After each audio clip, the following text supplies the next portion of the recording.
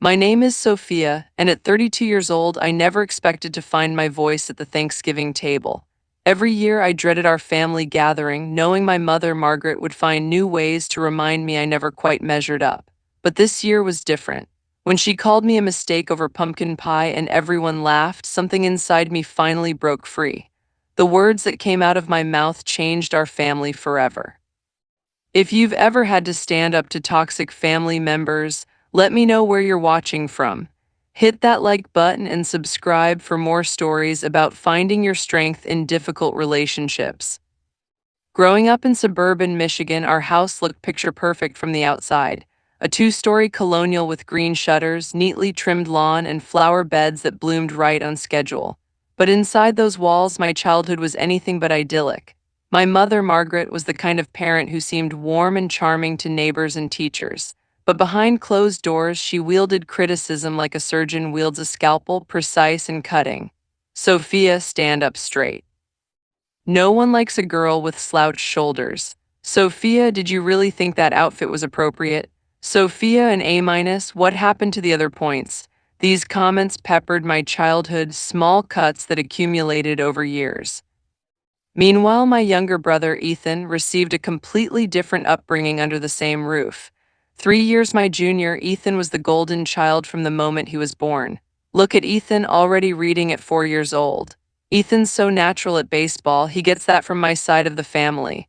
Ethan just knows how to talk to people, such a charmer. My father, George, witnessed it all from behind his newspaper or later his laptop screen. A kind but conflict-avoidant man who worked as an accountant, Dad would occasionally throw me sympathetic glances or pat my shoulder after particularly harsh maternal criticisms, but he never directly intervened. Your mother just wants what's best for you, he'd say privately. She has high expectations because she believes in you, but it never felt like belief, it felt like disappointment. Despite the emotional headwinds at home, I excelled academically. School became my refuge, a place where effort translated to measurable success.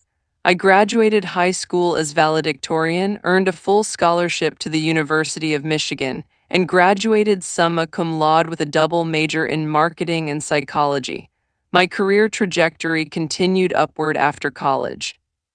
I moved to Chicago and worked my way up at a prestigious marketing firm, eventually becoming the youngest executive in company history at 30.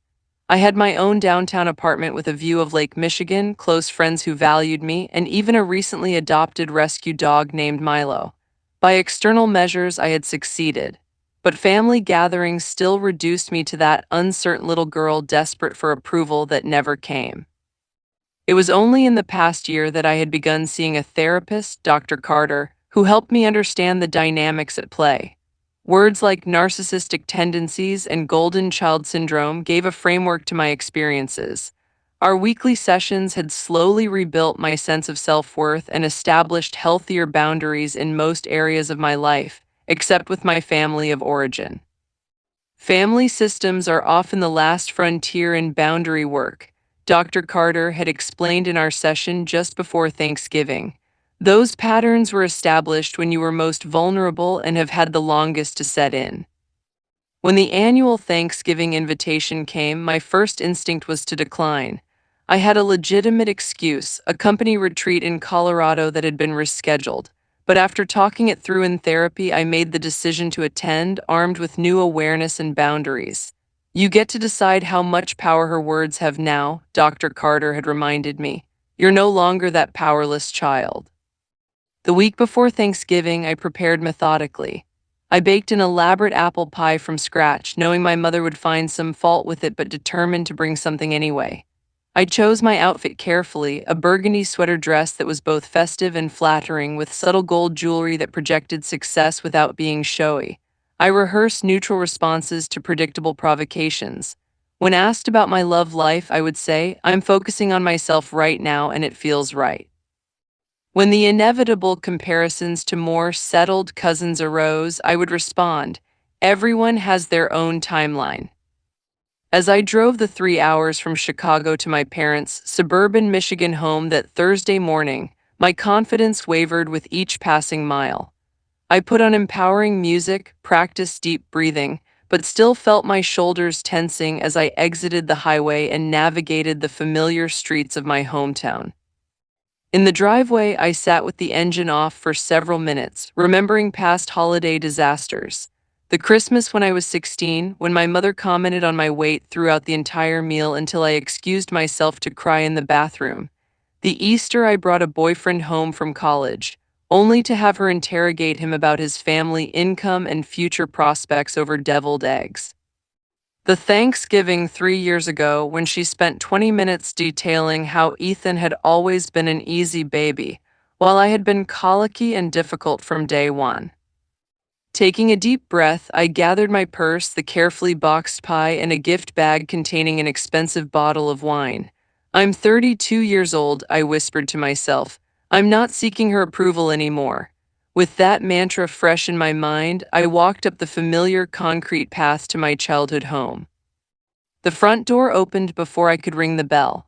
My mother stood in the entryway, wearing a perfectly pressed apron over a camel-colored cashmere sweater, her shoulder-length gray-blonde hair arranged in what she called her holiday style. She looked every bit the suburban matriarch she aspired to be. "Sophia, we were beginning to think you might not make it," she said, her tone conveying both accusation and disappointment. No hug, just a critical once-over. "You look tired." "The drive must have been difficult." Before I could respond, my father appeared behind her, offering the warm smile that had been my emotional lifeline growing up. "There she is," he said, stepping forward to embrace me. "So glad you made it, sweetheart." I hugged him back, breathing in the familiar scent of his aftershave. "Good to see you, Dad." The house was immaculate as always, decorated with tasteful Thanksgiving-themed items. Nothing excessive, but everything coordinated. The familiar scent of roasting turkey and my mother's signature sage stuffing filled the air, mingling with cinnamon from simmering potpourri. In the living room, the extended family had already assembled. Aunt Clara, my mother's older sister, waved from her perch on the window seat. Beside her sat cousin Lily and her husband Mark, with their twin toddlers dressed in matching outfits. Uncle James, my father's brother, broke away from a conversation to greet me warmly. "There's my favorite niece," he said, giving me a bear hug that momentarily lifted my spirits. Uncle James had always seen through the family dynamics and offered subtle support. "How's the Chicago marketing mogul?" he asked, genuinely interested in my career in a way my parents never seemed to be. "The agency's doing well," I started to explain before my mother interrupted. "Sophia, you should put your pie in the kitchen, though I already made pumpkin, apple, and pecan, so we might not get to it today." I felt the familiar sting but smiled. "No problem, it'll keep for tomorrow." In the kitchen, I found my brother Ethan helping his wife Lauren arrange a charcuterie board. At 29, Ethan had fulfilled all our mother's expectations, becoming a successful pediatrician, marrying a woman who gave up her teaching career to support him, and recently purchasing a home in an exclusive suburb just 20 minutes from our parents. "Sophia," Ethan smiled genuinely. Despite our mother's obvious favoritism, Ethan and I had maintained a decent relationship, though not as close as I wished. "Great to see you. How was the drive?" "Not bad, light traffic," I replied, placing my pie on the crowded counter. Lauren offered a tight smile. "Sophia, loved the dress. Is that new?" Her tone suggested it was a splurge I couldn't afford, though in reality my salary likely doubled what Ethan made as a resident. "Oh, this old thing, had it for ages," I replied casually, refusing to take the bait. My mother swooped in, fussing with dishes that were already perfectly arranged. "Lauren, that board looks wonderful. You have such an artistic touch. Must be the teacher in you." "Former teacher," Lauren corrected with practiced humility. "Just a stay-at-home wife now, learning to cook and decorate." "And no one does it better," my mother beamed at her daughter-in-law. "Ethan's so lucky." I opened the wine I'd brought, pouring myself a generous glass before offering it to others. Uncle James accepted with a knowing wink. "So, Sophia," my mother began as she checked something in the oven, "still at the same company? I told Judy from my garden club that you work in advertising." "Marketing strategy, actually," I corrected mildly. "Yes, same firm. I was promoted to executive level last year. I mentioned it at Christmas." "Oh, that's right," she said dismissively. Ethan just finished his pediatric rotation with flying colors. His attending said he has the best bedside manner with children she's ever seen. And so it began, the systematic elevation of Ethan and subtle diminishment of my achievements. I sipped my wine and reminded myself of Dr. Carter's advice. You don't need to convince her of your worth.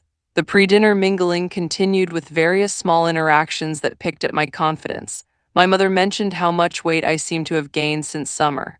Aunt Clara complimented my apartment location, only to have my mother question whether it was really a safe neighborhood. Cousin Lily asked about my love life in a tone that suggested 32 and single was practically spinsterhood. With each interaction, I felt myself slipping back into old patterns, apologizing for my life choices, minimizing my accomplishments, and seeking approval I knew would never come. The single glass of wine turned into three as I tried to dull the familiar pain of being found wanting. Uncle James cornered me by the hallway bathroom, concern evident in his kind eyes. You holding up okay, kiddo? I forced a smile, just the usual family fun. He squeezed my shoulder. You know, your mom's always been jealous of anyone who does things differently than she did. Your success reminds her of roads not taken. Before I could respond, my mother called everyone to the dining room. Dinner's served, everyone find your place cards. I entered the formal dining room to discover I'd been seated at the opposite end from Uncle James and beside Cousin Lily's husband, Mark, who had spoken approximately 10 words to me in the 5 years since their wedding. On my other side was my mother's friend, Susan, who I barely knew. Strategic isolation, as always. As I took my assigned seat, I caught a glimpse of myself in the dining room mirror and straightened my posture, remembering my therapist's words. Your mother cannot diminish your worth unless you give her that power. With that thought, I put my napkin in my lap and prepared for the next phase of the annual emotional gauntlet. The Thanksgiving table looked like something from a home decorating magazine. Crisp white tablecloth, fine china that only emerged for special occasions, crystal glasses catching the light from the antique chandelier, and an elaborate centerpiece of autumn flowers and miniature pumpkins. My mother had always been meticulous about presentation, as if a perfect table setting could ensure a perfect family. Before we serve, my mother announced, I'd like to continue our tradition of sharing what we're thankful for this year. This tradition had always been an opportunity for subtle competition and passive-aggressive comments disguised as gratitude. I braced myself as my mother began. I'm thankful for this beautiful family, especially for Ethan and Lauren, who bring me such joy with their visits and calls. She paused meaningfully. And of course, for Sophia making the effort to join us despite her busy schedule that keeps her away so often. There it was, the first direct hit, implying I deliberately stayed away rather than acknowledging that Chicago was a 3-hour drive and I had a demanding career. My father went next, thankfully keeping his comments general about health and prosperity. Then came Ethan, who spoke about his gratitude for his medical residency opportunities and supportive wife. Lauren followed with a sugary speech about being thankful for traditional family values while glancing pointedly in my direction, the childless career woman. When my turn came, I kept it simple. I'm grateful for growth this year, both professionally and personally, and for moments that bring us together. Neutral, positive, and brief. My mother frowned slightly, clearly expecting more groveling appreciation for her hospitality. Well, that was succinct. As the food was passed around, conversation moved to family updates. Cousin Lily dominated initially with stories about her twins' preschool achievements, each anecdote met with excessive enthusiasm from my mother. Speaking of children, my mother segued smoothly after the twins' discussion exhausted itself. Susan's daughter just had her third baby, a beautiful family. Susan, eager to join the conversation, pulled out her phone. Look at my grandbabies, the oldest is just starting kindergarten. The phone was passed around with appropriate coos from everyone. When it reached me, I smiled at the cute photos. They look like wonderful kids. There's nothing like grandchildren, my mother sighed, staring directly at me. I just hope I live long enough to experience that joy myself. Ethan shifted uncomfortably. Mom, we've talked about this. Lauren and I will start our family when the time's right. Of course, darling, my mother patted his hand. No pressure, you two will make such wonderful parents when you're ready. Then, as if she couldn't help herself, she added, though Sophia should probably be thinking about it more urgently given her age. The table went momentarily quiet. I took a deliberate bite of turkey and chewed slowly before responding. Actually, I'm quite content with my life as it is. Not everyone needs the same path to fulfillment. Of course not, dear, my mother replied with false sweetness. Some women are simply more career-focused, though I do wonder if you'll regret these choices later. Uncle James attempted to change the subject. Sophia, tell us about that big marketing campaign your firm just launched. I saw something about it online.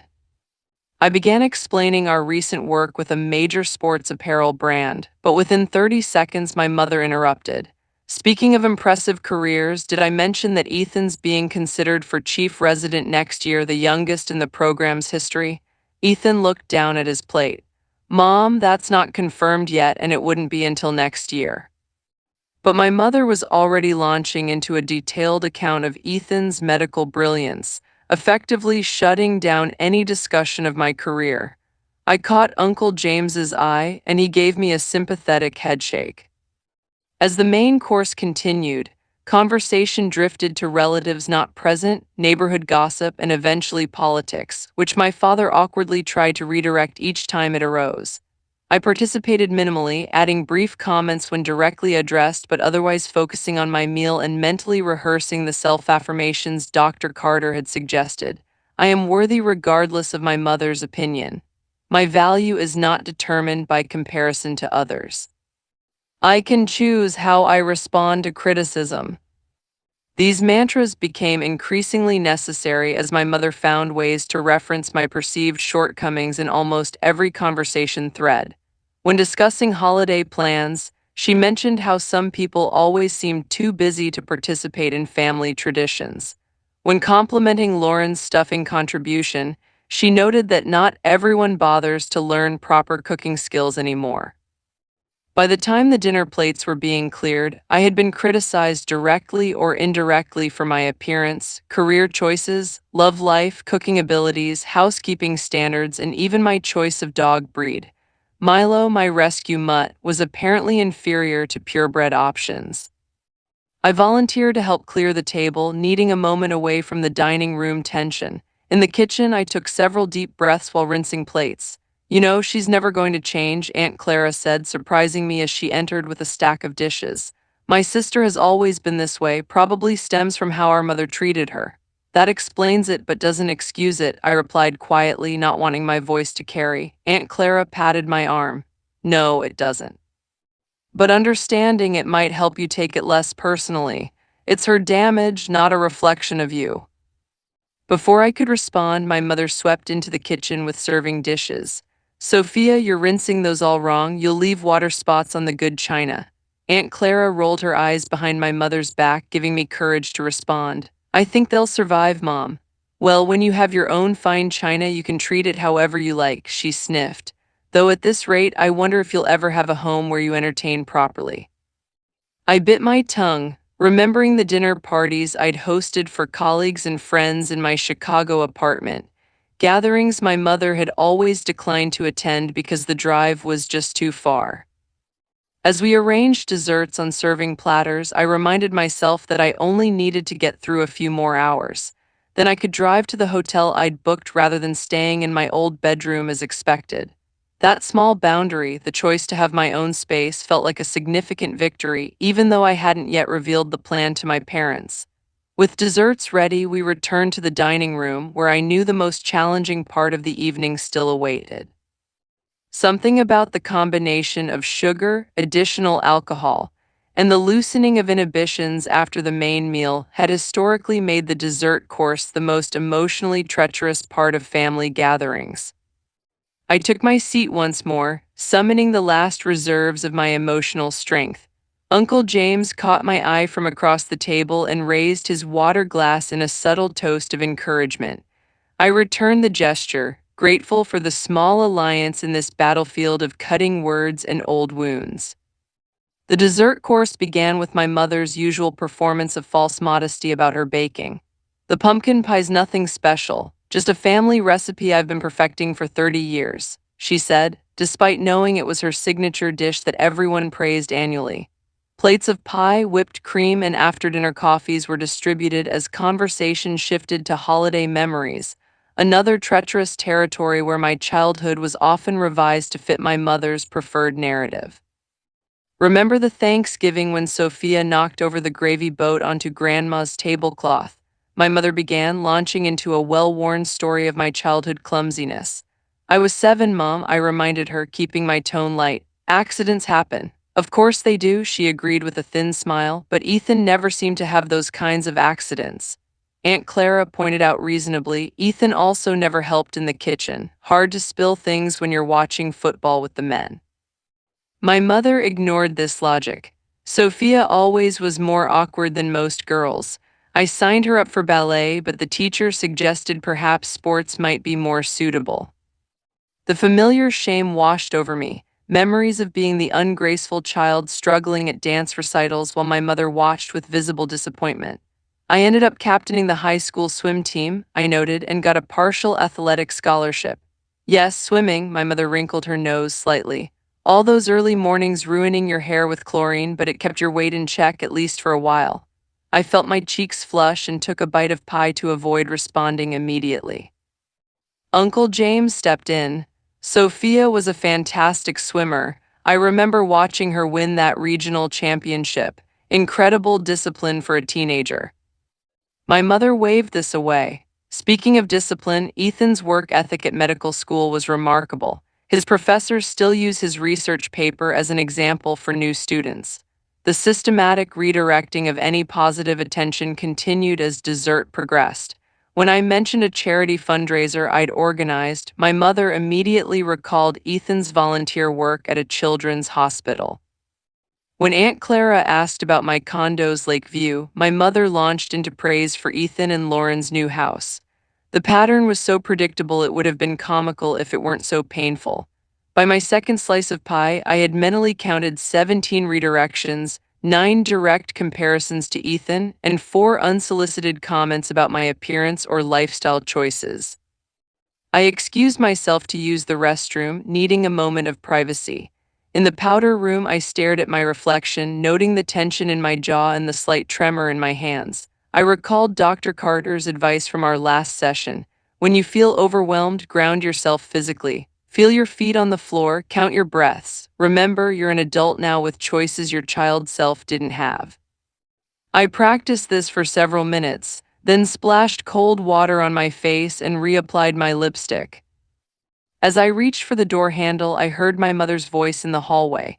I worry about Sophia, really I do, still single at her age, so focused on work, it just isn't natural. My hand froze on the doorknob. She seems successful and happy, came Uncle James's measured response. Not everyone needs the same things in life. That's just what childless women say to make themselves feel better about their choices, my mother replied dismissively. Deep down, they all regret it eventually. I waited until their voices moved away before emerging, my momentary calm shattered by this fresh evidence that my mother would never see me clearly or respect my life choices. Back at the table, the conversation had shifted to holiday plans. Lauren was detailing their elaborate Christmas decorating scheme while my mother listened with rapt attention. We have a professional coming to hang the lights this year, Lauren explained. Ethan thought it would be safer than him climbing around on ladders. So sensible, my mother approved. Doctors need to protect their hands. The company's doing a full display with a theme, Ethan added. Winter Wonderland or something. How lovely, my mother clasped her hands. We'll have to drive by and see it. Sophia, will you be decorating your apartment for Christmas? The question seemed innocent enough, but I recognized the trap. Any answer would be wrong. Too much decoration would be trying too hard for someone living alone, too little would demonstrate a lack of holiday spirit. Just a small tree and some lights, I answered neutrally. I suppose there's no point doing much when you live alone, she said with exaggerated sympathy. No one to appreciate the effort. I felt something shift inside me, a small crack in the dam of patience I'd built. Actually, Mom, I host a holiday party for friends every year. 20 people came last December. Friends from work? She asked, her tone suggesting these weren't real relationships. Some from work, others from my volunteer program, my book club, college friends who live in Chicago now. How nice that you keep busy, she said, the dismissal clear in her voice, though nothing compares to family, of course. I caught Uncle James's eye, and he gave me an encouraging nod, silently supporting my attempt to stand up for myself. As the evening progressed, I found myself making more frequent trips to the kitchen, ostensibly to help clear plates or refill coffee cups, but really to catch moments of solitude. During one such escape, Ethan followed me in. "Hey," he said awkwardly, leaning against the counter. "Mom's in rare form tonight." I raised an eyebrow. "This is pretty standard, Ethan." He had the grace to look embarrassed. "I know she compares us, I wish she wouldn't." "It's not the comparison that hurts most," I said, surprising myself with the honesty. "It's that nothing I do is ever good enough on its own terms." Ethan studied his coffee cup. "For what it's worth, I think what you've accomplished is incredible. That corner office with the view of the lake, your name in industry publications, that's amazing, Sophia." The acknowledgement from my brother brought unexpected tears to my eyes. "Thanks, that means a lot. I should say it more often," he admitted, "and I should speak up when Mom gets going." Before I could respond, Lauren appeared in the doorway. "There you are, Ethan. Your mom's asking for help moving the good dessert plates down from the top shelf." Ethan gave me an apologetic look before following his wife out, his momentary alliance already dissolved by the stronger gravitational pull of my mother's needs. I remained in the kitchen longer than necessary, gathering strength for the final phase of the evening. I thought about leaving early, making an excuse about the long drive back to Chicago, but something kept me there, some need to see this through to the end. When I returned to the dining room, my father was refilling wine glasses while my mother supervised the coffee service. The conversation had moved to family genetics and traits. "Ethan has my father's medical mind," my mother was saying. "And Lauren has our family's natural grace. Their children will be beautiful and brilliant." I took my seat silently, wondering if anyone else noticed how these conversations always circled back to praise for Ethan and Lauren, regardless of where they began. As I helped myself to a small slice of apple pie, I realized I was just going through the motions now, playing my assigned role in this family drama. I had come hoping things might be different with my new boundaries and awareness, but the dynamics remained unchanged. Only my perception and response could be different. With that realization, I felt a curious sense of calm settle over me. These patterns had persisted for 32 years. They would likely continue unchanged unless something dramatic altered the family system. And while I couldn't control my mother's behavior, I could control how much power I gave her words. This newfound clarity was about to be tested more severely than I could have imagined as the dessert conversation took its most toxic turn yet. Coffee cups were filled and refilled as the dessert plates were gradually emptied. The dining room had grown warmer as the evening progressed, a combination of the oven having run all day and the metabolic effect of a heavy meal. My father loosened his tie, and Uncle James had rolled up his shirt sleeves. Only my mother maintained her perfectly put together appearance, not a hair out of place despite hours of hosting.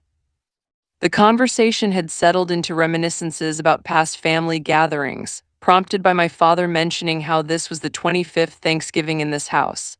"Remember when we hosted both sides of the family that first year?" he recalled. "Must have been 20 people crowded around folding tables in the basement because the dining room was still being renovated. That was before Ethan was born," my mother added. "Sophia was the only child then, always underfoot in the kitchen." "I was 4," I pointed out with a smile, determined to maintain my composure. "Yes, and already so particular about everything," my mother continued, throwing tantrums if her foods touched on the plate. This was an exaggeration, but I let it pass without comment, taking another sip of coffee instead. Aunt Clara joined in. "I remember when Ethan was born. Sophia was so excited to be a big sister, she kept trying to read him stories even though he was just a newborn." I smiled at this rare positive memory of my childhood. I had that picture book about the duck family that I insisted on reading to him every day. "You were so protective," my father added warmly, always checking on him in his crib. For a moment, the conversation had taken a pleasant turn, focusing on a time when our family had felt wholesome and loving, but my mother could never let such moments last. Well, Sophia had to adjust quite a bit when Ethan came along, she said, her tone shifting to something sharper. She'd been the center of attention for so long. That's normal for any firstborn, Aunt Clara said. I remember you had the same adjustment when I was born. My mother ignored her sister. It was different with Sophia. We hadn't exactly planned on having children so quickly after getting married. Her arrival changed all our plans. The atmosphere around the table subtly tensed. My father cleared his throat. Margaret, perhaps we should start clearing the dessert plates. I'm just being honest, George, my mother continued, her voice taking on the slightly higher pitch it did when she was building to something particularly cutting. We were still practically newlyweds when I got pregnant with Sophia. Had to cancel our European trip. Your father had to take that job with the accounting firm instead of starting his own practice. I sat very still, a strange buzzing sensation beginning in my ears. This was not entirely new information, but never had she stated it so baldly at the family table. Mom, Ethan began, looking uncomfortable. Oh, Ethan was completely planned, my mother continued as if he hadn't spoken.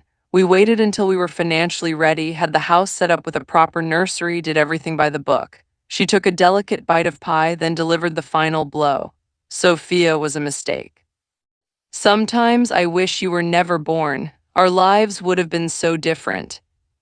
She laughed lightly as if she'd made a charming joke, and to my horror, nervous laughter rippled around parts of the table. Lauren actually giggled. Cousin Lily smiled uncomfortably, and my father gave a strained chuckle while staring at his coffee cup.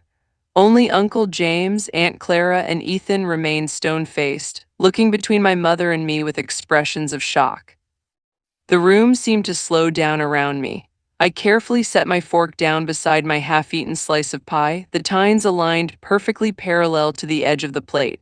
I could feel my heart racing in my chest, the pulse visible in my wrist as I placed my hands in my lap. Every childhood hurt, every criticism, every comparison suddenly crystallized into this moment. My mother had finally said explicitly what had been implied my entire life, and she had done it as casually as commenting on the weather, expecting me to accept it as I had accepted everything else. But something had changed in me. Perhaps it was the months of therapy. Perhaps it was the pure shock of hearing those words spoken aloud at the Thanksgiving table. Or perhaps it was simply that after 32 years I had finally reached my limit. I felt my lips curve into a smile, not the placating smile I usually offered to keep the peace, but something calmer and more genuine. I looked directly at my mother across the length of the table. That explains so much, I said, my voice steady and clear in the suddenly silent room. All these years, I thought you were just a terrible mother, but now I understand you never wanted to be my mother at all. The words hung in the air like crystal, sharp and clear.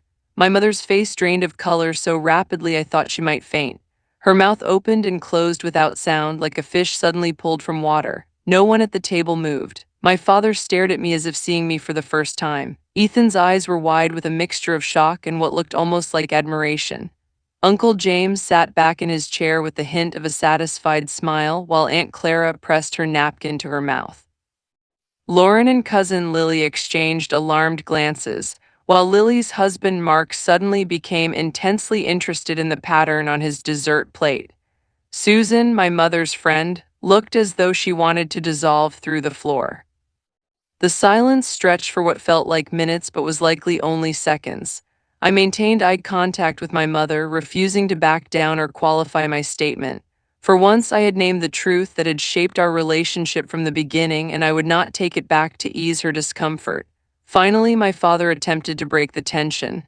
Well, I think we could all use some more coffee. Margaret, where'd you put the fresh pot? But my mother remained frozen, her face a mask of shock and something else I had rarely seen there: vulnerability. The tension in the dining room was thick enough to cut with a knife. My father's attempt to divert attention with coffee had failed completely, as everyone remained locked in the tableau created by my words. My mother still hadn't spoken, her normally animated face unnaturally still. With deliberate movements, I placed my napkin beside my plate and stood up. I think I should go. Sophia, wait, Ethan started, half rising from his chair. It's okay, I assured him. I have a hotel room in town. I'd planned to stay there tonight anyway. This revelation seemed to finally snap my mother out of her shock. A hotel, but your room upstairs is ready. Why would you waste money on a hotel? Her voice had a strange, brittle quality, as if she were trying to force the evening back to normalcy through sheer willpower. I think we all need some space, I said calmly. Thank you for dinner. I walked to the hallway to collect my coat and purse, my movements measured and deliberate. I could hear hushed, urgent conversation breaking out behind me in the dining room, but I didn't turn back. In the entryway, I slipped on my coat and checked my phone, noticing my hands were surprisingly steady despite the adrenaline coursing through my system. Uncle James appeared in the hallway. I'll walk you out, he said quietly. At the front door, he pulled me into a quick hug. I've been waiting 30 years for someone to call her out, he whispered. You did good, kid. Thanks, I murmured. Sorry for ruining Thanksgiving. You didn't ruin anything, he assured me. Some things need to break before they can heal properly. Aunt Clara appeared behind him. Text me when you get to your hotel safely, she instructed, squeezing my arm, and call me tomorrow if you need to talk. I nodded gratefully and stepped out into the cold November air. The sky had cleared during dinner and stars were visible above the suburban street. I walked to my car with measured steps, refusing to run like a scolded child. As I backed out of the driveway, I glanced at the house. My father stood at the living room window, his expression unreadable behind the glass. There was no sign of my mother. The drive to the hotel took only 15 minutes, but it felt like crossing a vast distance. My mind replayed the scene at the table repeatedly, analyzing every facial expression, every word. Had I overreacted? Had I been too harsh? But each time I recalled my mother's casual statement, "I wish you were never born," I felt justified in my response. Instead of going directly to the hotel, I found myself pulling into a 24-hour diner on the edge of town. I needed neutral ground to process what had just happened, and the thought of sitting alone in a hotel room seemed suddenly unbearable. The diner was nearly empty on Thanksgiving night, just a few truckers at the counter and an elderly couple in a corner booth. I slid into a booth by the window and ordered coffee and a slice of pie I didn't want but felt would justify my occupation of the table. My phone buzzed with a text from Ethan. "Are you okay?" That was intense. "Mom's upstairs lying down. Dad says she has a migraine." I stared at the message, unsure how to respond. Part of me felt guilty for causing disruption, the caretaker role I'd been conditioned to play since childhood. Another part felt a surprising sense of relief, as if a heavy backpack I'd been carrying for years had suddenly been set down. I finally replied, "I'm fine, at a diner having coffee. We'll talk tomorrow." Three dots appeared and disappeared several times before Ethan's next message came through. For what it's worth, I was shocked by what Mom said. That was beyond her usual stuff. "I'm sorry." This unexpected alliance brought tears to my eyes. I blinked them away as the server delivered my coffee. "Everything okay, honey?" she asked, noting my expression. "Family Thanksgiving," I explained with a weak smile. "It got a little dramatic," she nodded knowingly. "Those are the worst. Take your time here. We're open all night." As I sat sipping my coffee, more messages began arriving. Aunt Clara checking I was safe. Uncle James sending a simple asterisk, "proud of you." Even Cousin Lily texted, though her message was typically self-centered. That was so awkward. "Mark says we should leave tomorrow instead of staying the weekend." Is that overreacting? My father didn't contact me, which was unsurprising. Conflict avoidance was his specialty, and he'd be busy managing my mother's emotional state. By the time I finished my coffee, I'd received updates from Ethan about the post-departure fallout. Apparently, after I left, my mother had dramatically retreated upstairs, claiming to feel faint. The remaining guests had made awkward small talk for 30 minutes before beginning to disperse. Uncle James had apparently told my father, "Margaret owes Sophia an apology, not the other way around," causing further tension. At the hotel, I went through my bedtime routine mechanically, the emotional exhaustion of the evening finally catching up with me.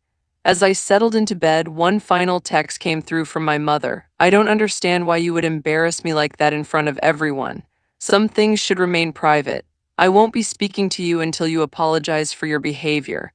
I stared at the message for a long time, recognizing the familiar pattern. My mother had wounded me deeply, yet somehow I was the one expected to apologize. In the past, I would have done so, accepting responsibility for her feelings to maintain family peace. Not this time. I put the phone down without responding and turned off the light. Despite the emotional turbulence, I fell asleep quickly, as if my body recognized that something important had shifted and needed processing in the deeper realms of consciousness. Morning brought a strange mixture of regret and empowerment. I checked out of the hotel early and drove to a local coffee shop to gather my thoughts before beginning the drive back to Chicago. I had originally planned to stay in town until Saturday, perhaps meeting Ethan for lunch or visiting my one remaining local friend from high school.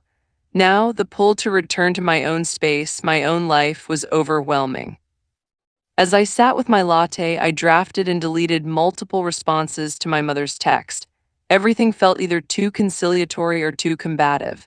In the end, I chose simplicity. I spoke my truth after hearing yours. I'm not sorry for that. I hope someday we can build a healthier relationship, but I won't pretend anymore that your words don't hurt me.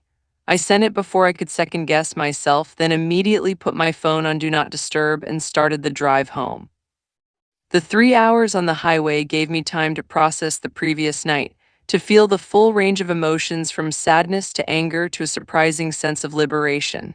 By the time I reached my Chicago apartment, I felt wrung out but somehow lighter.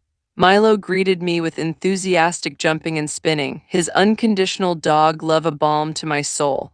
I took him for a long walk along the lakefront, the November wind off Lake Michigan clearing my head. When I finally checked my phone again, there were more messages from family members, but nothing from my mother. Ethan had sent a thoughtful text saying he respected how I'd stood up for myself and asking if we could talk soon.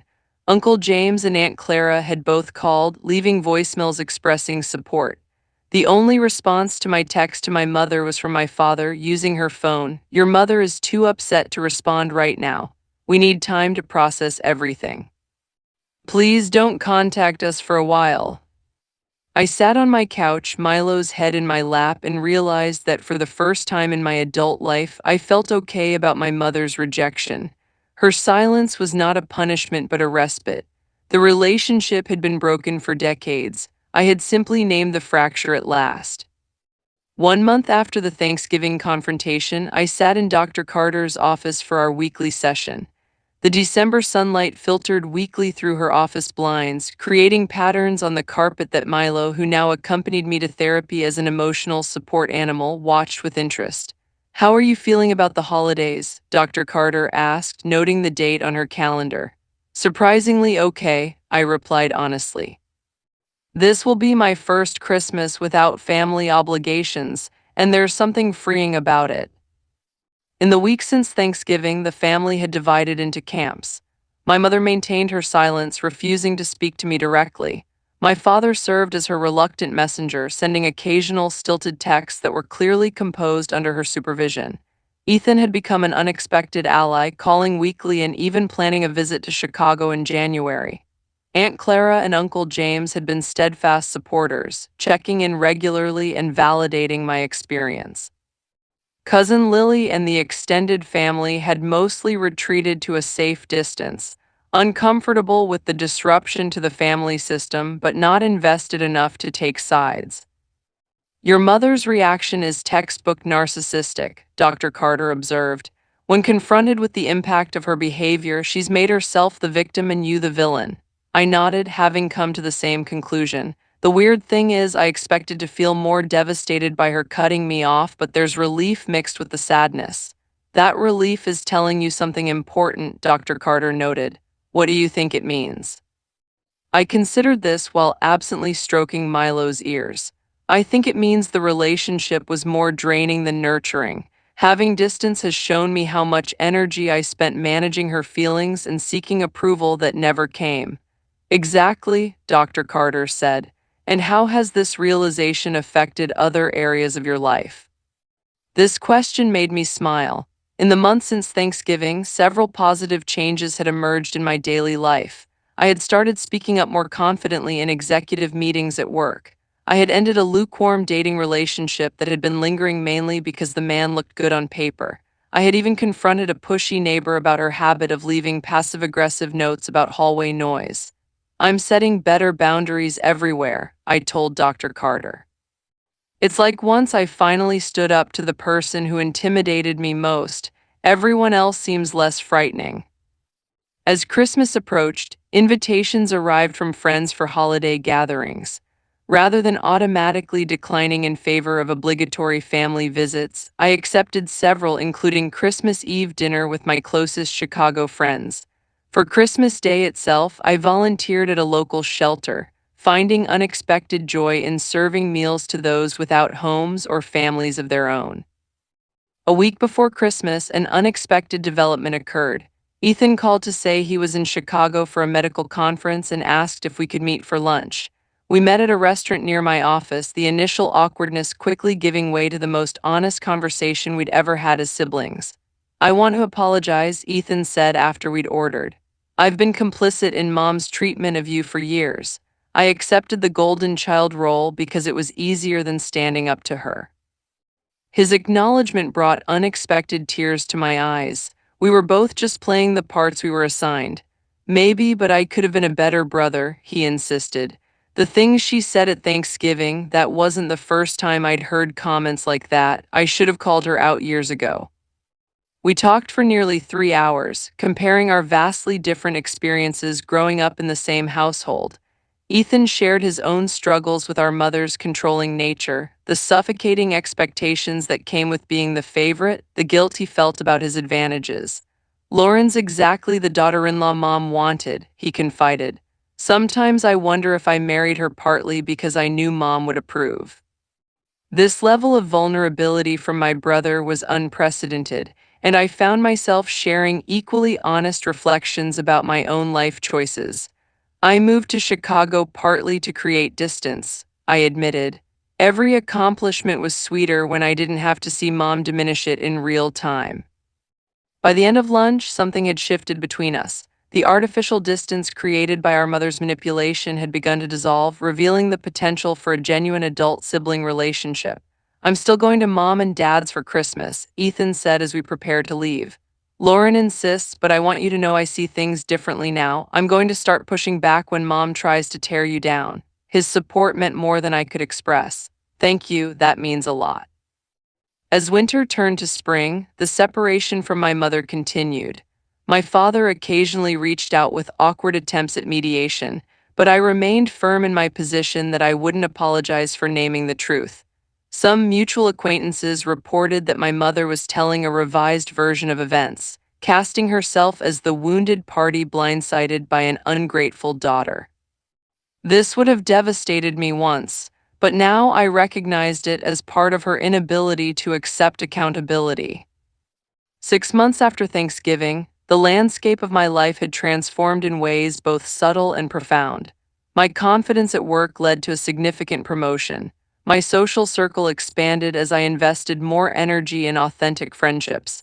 I even began cautiously dating someone who appreciated my directness and strength rather than finding it intimidating. Most significantly, my relationship with myself had healed. The critical inner voice that had echoed my mother's disapproval gradually quieted, replaced by a more compassionate self-regard. I still attended therapy, but our focus had shifted from trauma recovery to growth and future planning. Throughout this period, my mother attempted various strategies to regain control without offering a genuine apology. She sent birthday gifts that arrived without cards. She had my father call with transparent excuses to check on me. She recruited extended family members to apply pressure, suggesting I was breaking my mother's heart with my stubbornness. I weathered these attempts with a calm I wouldn't have thought possible before. Dr. Carter had helped me understand that these were predictable patterns when someone loses control of a relationship they previously dominated. When Memorial Day approached, Uncle James called to invite me to a barbecue at his house. "Your parents will be there," he warned, "but so will a lot of other people. Neutral territory might be good for a first encounter." I considered declining but realized avoidance was its own form of giving power to the situation. "I'll come," I decided, "but I'm bringing a friend for support." The gathering was initially awkward but manageable. My mother maintained a cool distance, speaking to me only when absolutely necessary and in the presence of others. My father made strained attempts at normalcy. What surprised me most was how different they both looked to me now, smaller, somehow less intimidating. By the end of summer, a new family dynamic had established itself. I maintained minimal contact with my mother, but had rebuilt a warmer relationship with my father through occasional phone calls when my mother was out. Ethan and I spoke regularly, and he had begun his own therapy journey, exploring how our upbringing had shaped his choices. One year after the confrontation that changed everything, I hosted a small Thanksgiving gathering in my Chicago apartment. Uncle James and Aunt Clara came, along with Ethan, though not Lauren, who had chosen to visit her own family. Several close friends rounded out the group, creating a blend of family and chosen family that felt more genuine than any holiday gathering I could remember.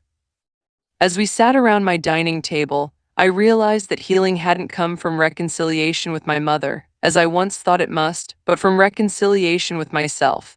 The truth I had spoken that night had freed me from decades of seeking approval from someone constitutionally unable to give it freely. My mother and I would likely never have the relationship I had longed for as a child. That reality still brought sadness sometimes, but no longer defined me. Family, I had learned, could be found and created in many forms. The people around my table that day were there by choice, connected by mutual respect and genuine care rather than obligation. As I looked around at the faces of those who truly saw and valued me, I felt profound gratitude for the painful awakening that had led to this more authentic life. Sometimes the most powerful reply to years of diminishment is simply to claim your worth and walk away from those who cannot recognize it. Have you ever had to set a difficult boundary with family? I'd love to hear your stories in the comments below. Sometimes the hardest conversations lead to the greatest healing. If this story resonated with you, please hit that like button and subscribe to hear more stories about finding strength through life's challenges. Thank you for listening, and remember, you deserve relationships that build you up, not tear you down.